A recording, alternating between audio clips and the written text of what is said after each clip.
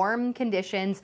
We're going to talk temperatures in a little bit, but there are a lot of spots, even across the Dakotas today, that could be nearing record warmth. So all the warmth we've been watching all week long out west, it's just getting warmer and warmer here in the coming days. And we get to tap into some of that heading into the weekend.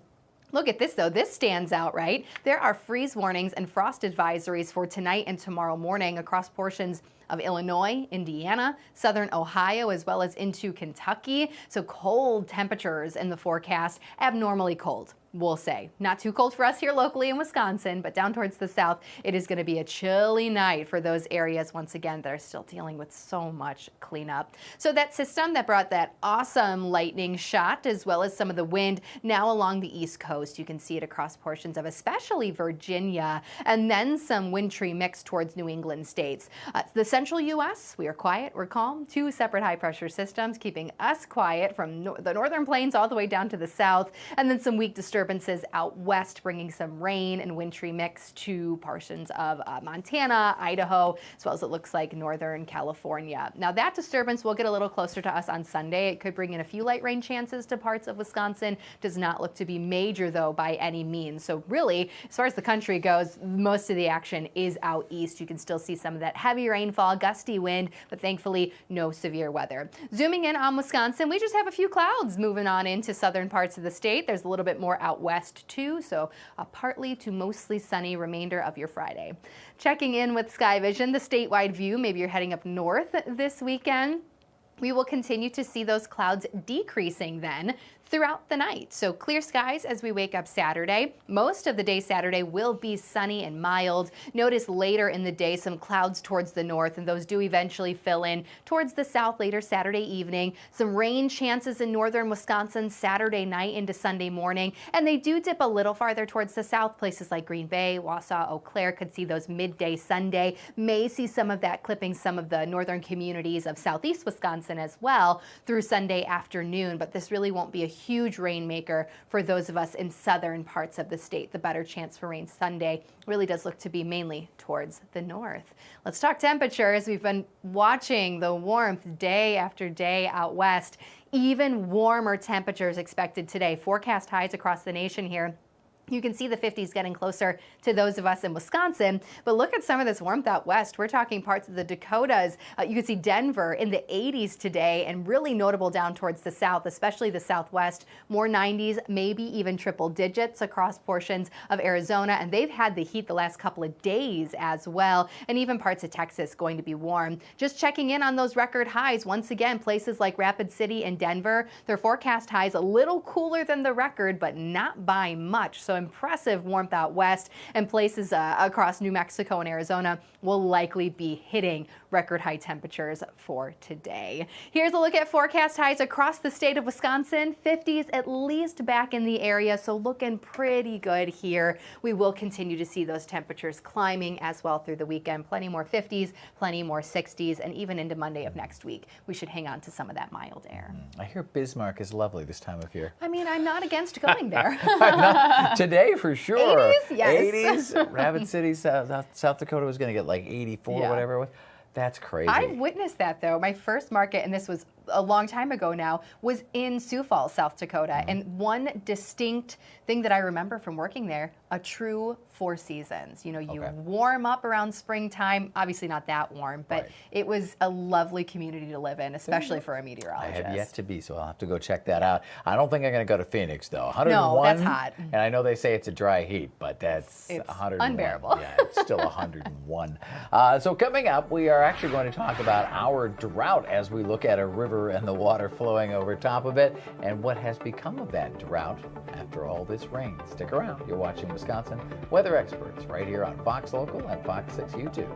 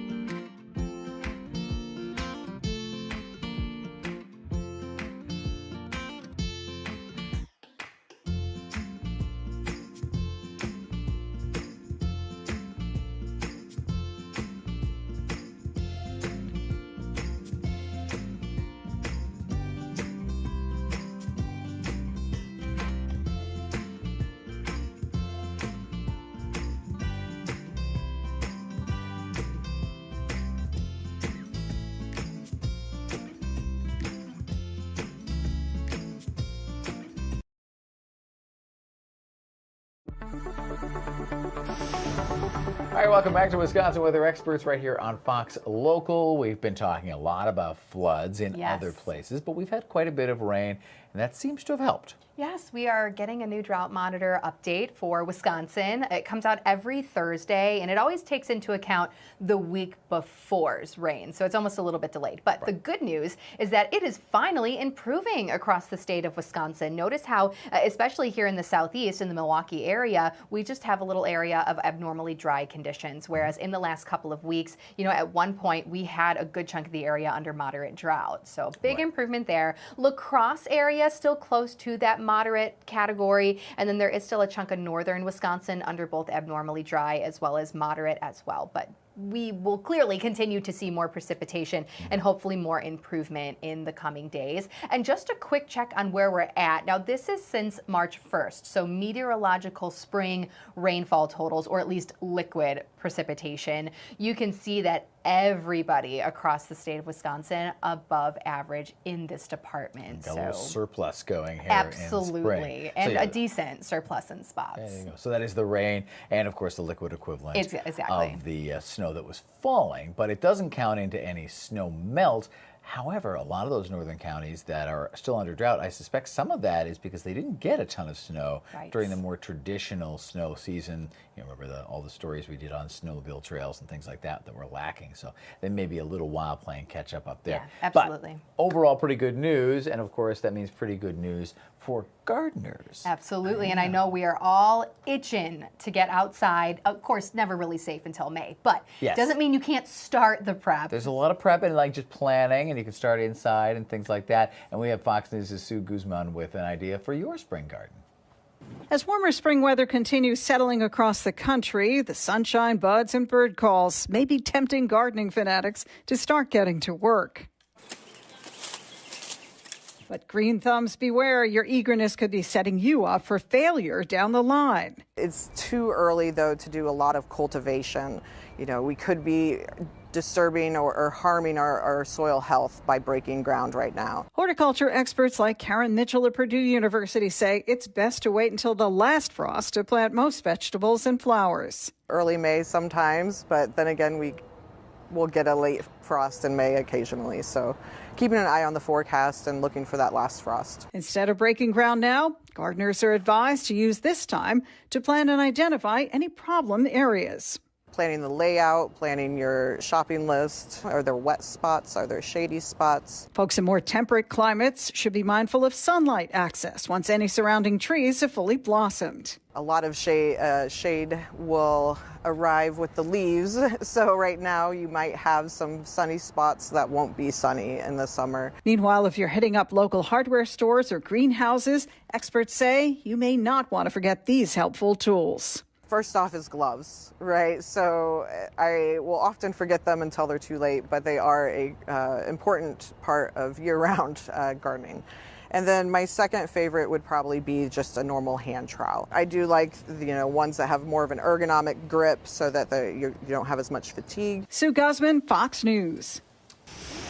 Great ideas for gardeners that are out there. And if you don't like working in gloves, because some gardeners need to feel the dirt there, and you have long nails, a trick I picked up years ago, if you want to try it out, is just scratch a little bar of soap. Put some, it gets soap under your fingernails. Now, of course, most of it will go away. There'll be a little bit that's like a film in there that when you go to wash your hands, the dirt comes out from under those fingernails a whole lot easier. So, and if you see me scratching soap, it's not some weird tick. It's because I'm going out in the garden. And of course, we go from the earth to the moon. We have a big event coming up in just hours at this point. We're going to see our full pink moon, and it's a micro moon. Meteorologist Lisa Michaels has more. It's that time of the month where a full moon will be visible in the sky, depending on our sky conditions, of course. But on April 12th, we're expected to have the full pink moon, is what it's called. Now, the moon is going to rise in the sky on April 12th at 7:22 p.m. But even though it has the name of a pink moon, the moon itself is not actually pink. Its name is derived from the early spring bloom of pink moss wildflowers in Northern America. America. Something unique about this moon, it's actually going to be called a micromoon. This is when the moon is furthest from Earth, which will make it appear slightly smaller and slightly dimmer. So what is a micromoon? Well, we've used the term supermoon before. That's when the moon is closer to the Earth under a perigee. Because it's closer, it is larger by about 13 to 14% and brighter about 27 to 30%. Well, this is the opposite of what a supermoon is. A micromoon is when the moon is farther away from the Earth under its perigee. Because it's farther, it appears smaller by 13 to 14% and slightly dimmer by about 27 to 30%. So it all is going to come down to our cloud cover on April 12th, but might be a cool sighting to keep your eye to the sky. There you go. And like the supermoon, the micromoon won't be super obvious. Right. It's not like you're going to be like, it's so tiny. Yeah. Yeah, and it also won't be pink. Don't expect Right, that. exactly. The nicknames can be somewhat misleading, I suppose. Agreed. It is always fun, That's and we what should we're have here great for. viewing conditions, so that's all good news. Now, got a lot more of the Wisconsin weather experts to come. Please don't go anywhere. We're going to go into the water next. No, we're not going to put our photojournalists in the river. Don't worry about that. We're going to go to Noah's Ark. Stick around.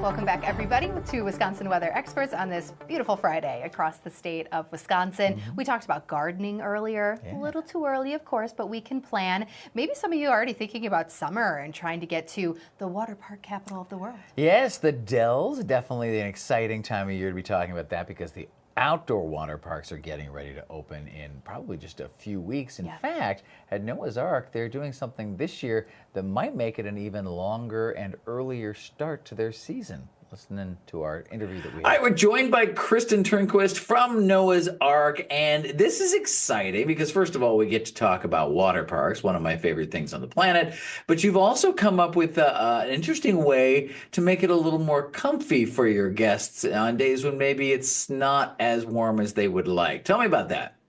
Yeah, so Noah's Ark is heating up this summer.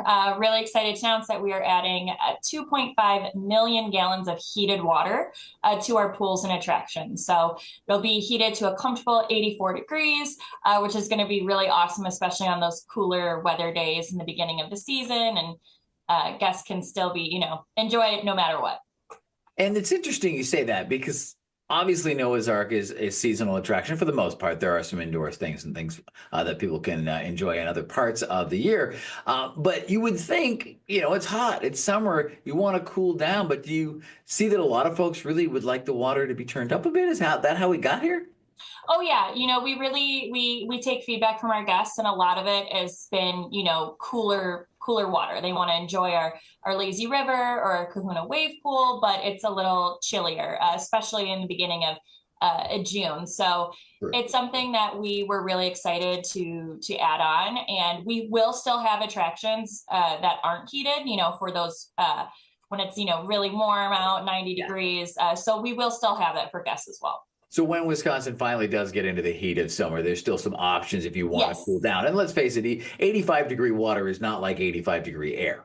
No, not at all. It's still a refreshing dip. It's just not going to be quite as, invigorating, shall we say, as the previous. Now, how cold was it? I don't want to say cold because it was never cold, but what was the temperature before you started heating?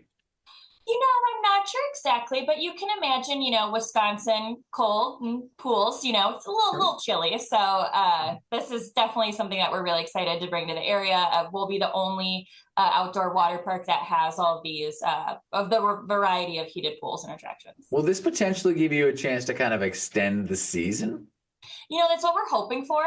Historically, we've always been Memorial Day to Labor Day, but this is something that could be a really awesome opportunity in the future. So excited to see how this goes for us. And because we're a weather show here, I have to point out that our summer, in a sense, is extending because, we've seen some change in our climate, and we're seeing that the heat of the late summer and early fall is the kind of heat that you might want to find the escape. So this would be a great opportunity for people to get over there and find themselves in a wave pool or something.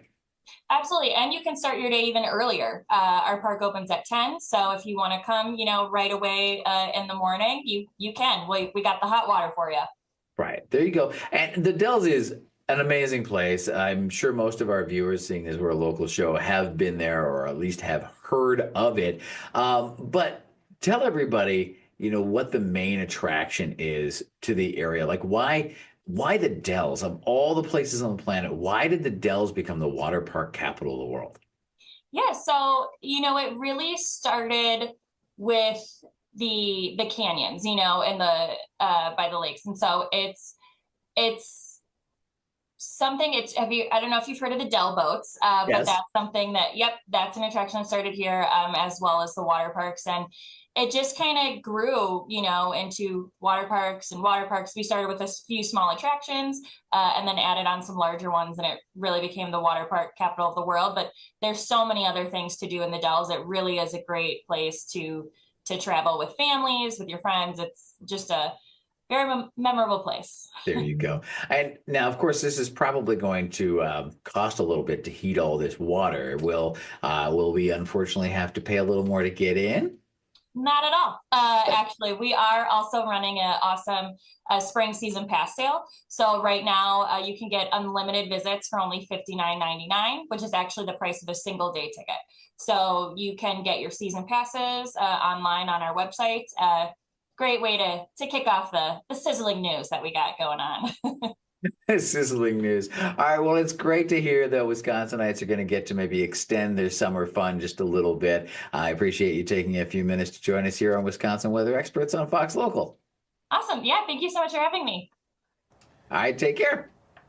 You notice how I had to ask about the price, right? Yeah, of course. This guy, I'm always definitely. budget conscious. But that's valid but because that's a lot of, Yeah, exactly. When you're a family like yours, family of five, Yeah. family of five here as well, we were always looking for a deal, and the Dells does provide that. But it's really exciting, I think, that they're doing this to heat the water because, let's face it, our summer is getting longer, as we talked about in the interview. I mean, we're starting a little earlier with the heat. The heat's lasting well into September, October. So if we're able to kind of hit the Dells, get to Noah's Ark or whatever you choose water park wise out there, it kind of extends Wisconsin's summer. Yeah, absolutely. And like you had mentioned, I know a lot of the water parks have indoor and outdoor options. Noah's Ark is all outdoors. So if you really do want to, break away from some of those more indoor type places, this is really your best option. Right, get some sun, and then, mom and dad or grandma and grandpa can float around the heated lazy river while the kids do the flume ride or whatever the case I'm may in. be. Let's go. And if you have any questions, even about how does a water park keep their water hot, we'll try to answer those for you.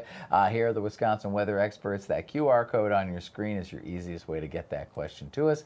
You just point your phone at it right now, and it'll pick up on the code, and you can click through to the web page that allows you to submit the question directly to us. And again, we'll do our best to answer them.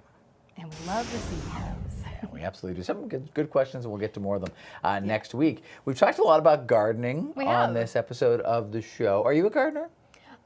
Kinda. Kind of, just started getting into it. Yes. I mean, once you buy a house, it's kind of like expected that you at least do a minimum. Yes, So we have a front beds. flower garden. Yeah, That's about it. I don't do tomatoes or anything, maybe in the future, but I do. I'm always watching those bunnies. Oh yes, Goodness. they've taken. You their become a toll. gardener, you see the bunnies. I know they've taken all of my tulips and they have no Yes. leaves left. I don't even know if they're going to make it. But if you are a gardener and you want to get a head start on some of the flowers, you can go down to the Milwaukee Public Market. It's going to have its first flower festival, or excuse me, Festival of Flowers. That's going to be on the 3rd of May, which is going to get a lot closer to actual gardening season. Like you said, Memorial Day typically is the jump-off point. But May 3rd will be a good time to go check all that out. It'll feature some live music because we're in Milwaukee and we have to have live music. We also have to have seasonal food and drinks. We all know what that means, right? And there will be a huge flower market down there. You can bring the kiddos down, Steph. It's a family-friendly event. There's going to be some activities for them as well. It's inspired by, I guess, some other events nationwide. The whole idea here is to kind of energize that whole Milwaukee's historic 3rd Ward and the whole popular Harvest Festival that takes place as well. And I guess they're also celebrating their 20th year anniversary with a 2005 themed event on the 25th, which is funny because that was the year I arrived here as well, 2005. So I remember the very early days of the Milwaukee Public Market and thinking, oh, this thing's going to be huge. Yeah. It was teeny weeny. Strong but mighty, tiny but look at mighty. it. But now it is the place to hang out. It for is so iconic for Milwaukee, even as you're driving on the interstate. You see you can those. see it there. Those signs, lovely. So a great event to take part in if you love flowers. Speaking of lovely, another great shot along the Milwaukee River this morning as we wrap up our final edition of Wisconsin Weather Experts for the week. We'll be back on Monday.